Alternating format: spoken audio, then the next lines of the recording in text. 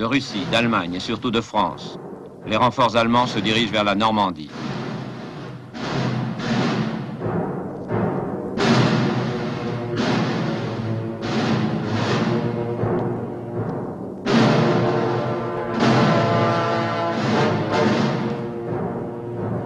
Il fait chaud à Suez. Il fait chaud à Suez, répète la BBC. C'est le signal. La résistance entre dans la bataille.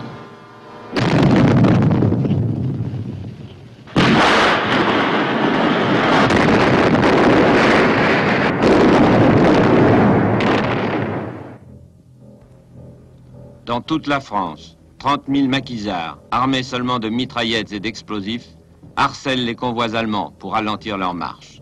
C'est l'opération Tortue. Cette action, dira plus tard Eisenhower, nous a économisé 5 divisions.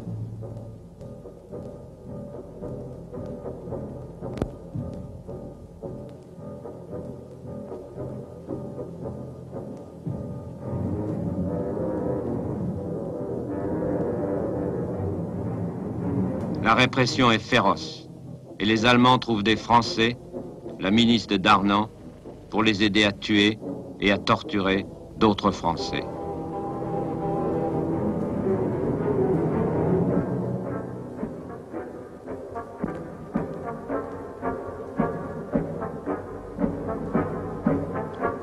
La division SS d'Asreich, qui remonte de Toulouse, est retardée de 4 jours.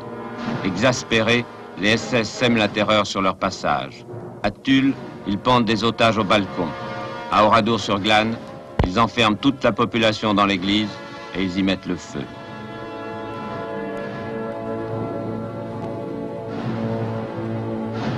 Plus on approche du champ de bataille et plus l'allure ralentit. La propagande de Goebbels essaye de réconforter le moral des troupes et affirme « Eisenhower ne nous a pas surpris ».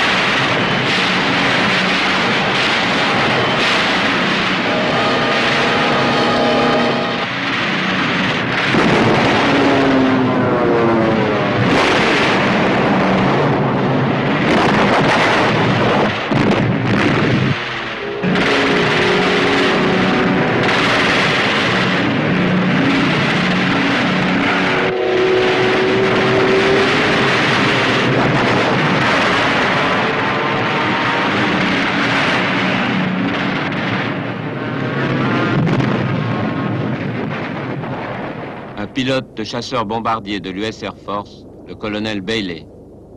Pour moi, personnellement, j'ai un grand souvenir de l'appui au sol que nous avons fait dans la route entre 40 ans, juste derrière 40 ans. On a attrapé un convoi de renforcement des Allemands et alors on a pillonné les chars et des camions dans cette convoi. Il n'y a pas eu de réaction de la Luftwaffe? Le Luftwaffe n'était pas dans le jeu. Par la suite d'un effort qui a commencé bien avant, nous avons repoussé le Luftwaffe nettement en arrière en Allemagne. Ils n'ont pas eu assez d'essence pour réagir.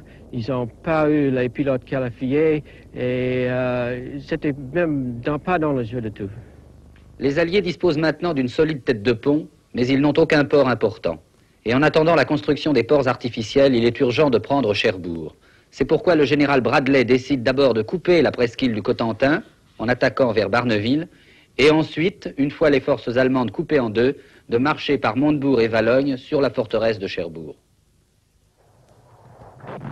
Les Américains remontent le Cotentin sur une route jalonnée de villages en ruine.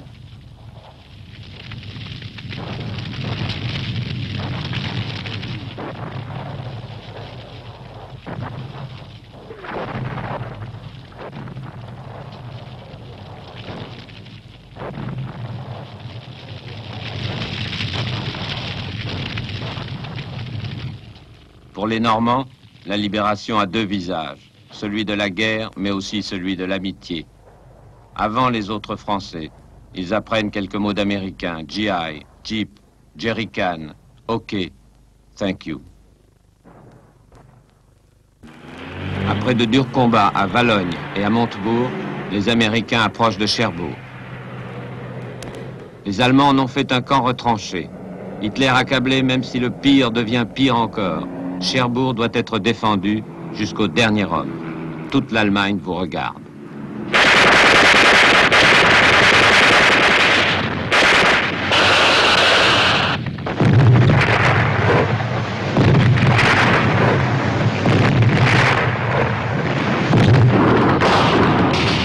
Pendant toute une semaine, il faut nettoyer la ville, maison par maison.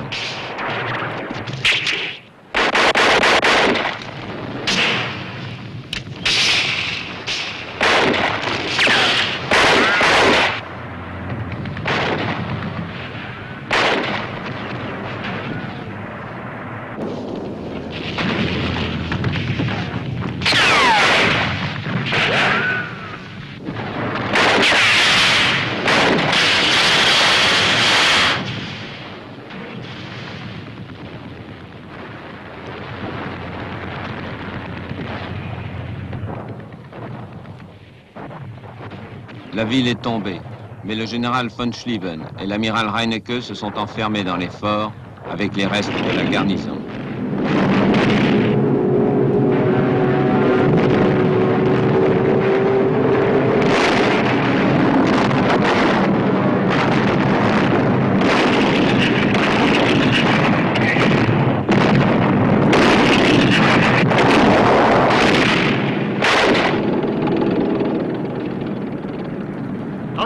Soldats allemands, rendez-vous, c'est votre dernière chance, proclament les haut-parleurs de l'action psychologique. Avant de capituler, les Allemands font sauter toutes les installations du port.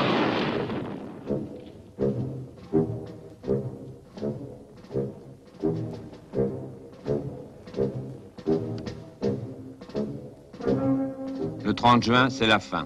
Avec 800 survivants, le général von Schlieven se rend au général Collins. Hitler pique une crise de rage et dit « Cette grande gueule de Schlieven n'était qu'un grand lâche ». Cherbourg est pris, Cherbourg dont il ne reste rien. En 19 jours, un temps record, le génie américain aidé par les ouvriers français va remettre le port en état. Mais depuis 2 semaines, les Alliés disposent déjà de 2 ports, des ports artificiels. On comprend maintenant à quoi servaient ces immenses jeux de cubes fabriqués en secret en Angleterre et qui ont suivi la flotte de débarquement à travers la Manche. Des dizaines de bateaux ont été sabordés pour former des brise-lames. Puis 230 caissons, des Phénix, ont été coulés pour faire des digues. Ils ont 60 mètres de long et pèsent 6000 tonnes.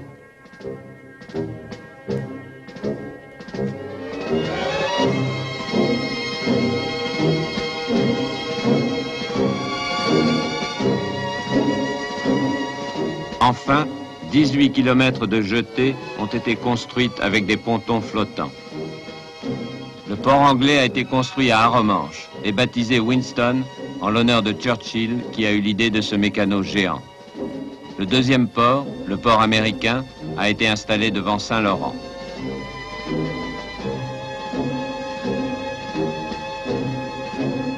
Le 19 juin, une tempête s'est levée, la plus forte qu'on ait connue en été depuis une 40aine d'années.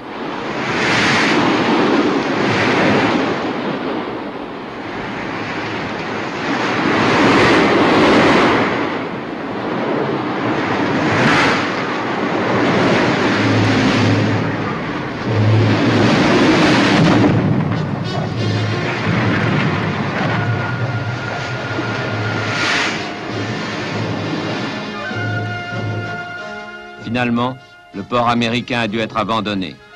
Mais le port anglais a tenu. En 2 mois, 2 millions d'hommes et 500 000 véhicules vont débarquer à Arromanches. La panoplie des Alliés réserve chaque jour des surprises aux Allemands. Une semaine après le débarquement, les Américains ont construit 45 pistes d'atterrissage en grillage métallique. On les monte en quelques heures. Perdu sur une plage déserte du sud de l'Angleterre, cette étrange boutique de crème glacée est en réalité une station de pompage secrète. Pour ravitailler le corps expéditionnaire en essence, Churchill a aussi eu l'idée de ce pipeline dénommé Pluto, que d'énormes bobines déroulent et déposent au fond de la Manche.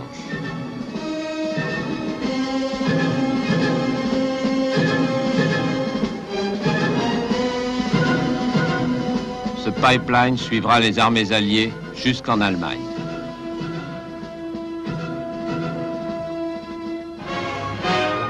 Voilà 4 ans que Churchill attendait ce moment.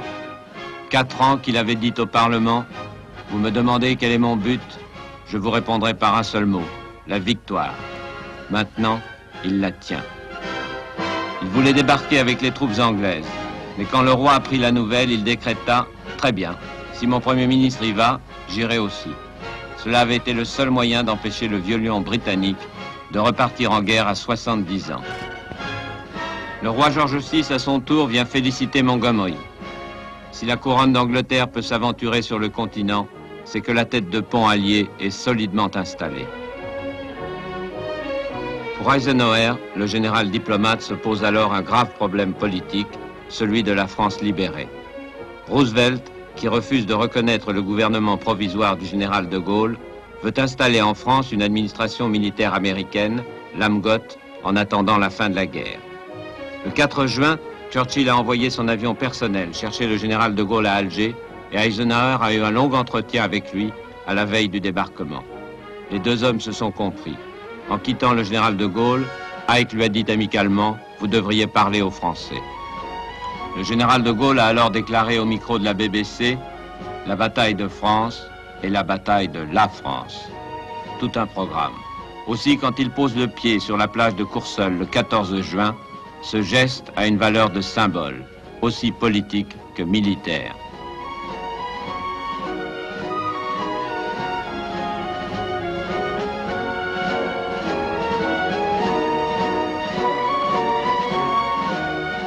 Pour lui, la seule France légitime est celle qui, avec lui, a refusé la défaite. Pour visiter Bayeux, première ville libérée, il a emmené les principaux chefs militaires de la France libre, mais aussi, et presque clandestinement, un civil qui sera le premier commissaire de la République restaurée, diplomate et parachutiste, François Coulet. Eh bien, nous sommes sur la place de la sous-préfecture à Bayeux, et à l'endroit exact où le général de Gaulle, débarquant le 14 juin 1944, a prononcé son premier discours sur le territoire français continental libéré. Moment émouvant car c'est la première fois que le général de Gaulle voyait face à face les Français qu'il n'avait cessé d'encourager pendant 4 ans, et c'est la première fois aussi que les Français de France voyaient de leurs yeux le général de Gaulle sur le sol français. Le général de Gaulle leur a crié sa joie de se retrouver avec des Français après 4 ans d'interruption de la légalité française, et il a terminé son discours en appelant tous ceux qui étaient là pour la première fois à chanter avec lui la Marseillaise.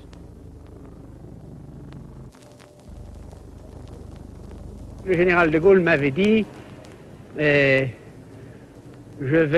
pars demain pour la tête de pont, je vous emmènerai avec moi, je vous laisserai sur place pour y représenter le gouvernement français, vous vous débrouillerez.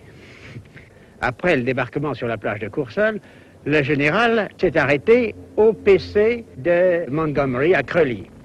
Et là, dans le cours de la conversation, ou presque à la fin de la conversation, il lui a dit « Je laisse sur place le commandant Coulet qui s'occupera de la population civile. » Mais quel genre d'administration, alors, est-ce que les Alliés avaient prévu pour les territoires libérés? Ah, bien, alors là, il y a quelques différences dans les vues des Alliés. Les Américains avaient prévu un système tout à fait cohérent qui consistait à amener sur place une administration complète, y compris, je me rappelle, un maire de Cherbourg américain qui